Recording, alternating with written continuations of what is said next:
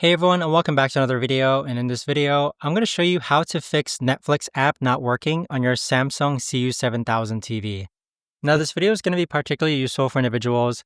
Let's say that you have Netflix, but it's not loading any apps, it's not loading any movies. How do you actually go ahead and fix that? Now, this video is going to be short, sweet, and simple, guys. There's not going to be a lot of steps involved. So I recently ran into this issue, and to simply put, the first thing that I did was that I actually unplugged and replugged back in my TV. Now, when you do this, I actually mean to unplug it from the wall socket right over there.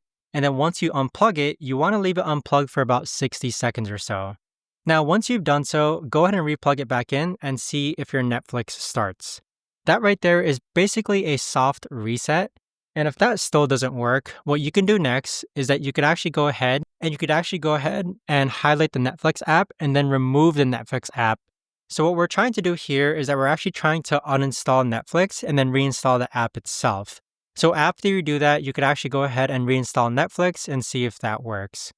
Now, if none of those solutions work, the next thing that you can do is an actual factory reset of your TV. Now, with that factory reset, all you've got to do is go into settings and then click on all settings again. And then you want to navigate to where it says General and Privacy. And then you want to scroll down to where it says Factory Data Reset. Now, keep in mind that with this solution, it is going to wipe out any login information or any apps that you've installed.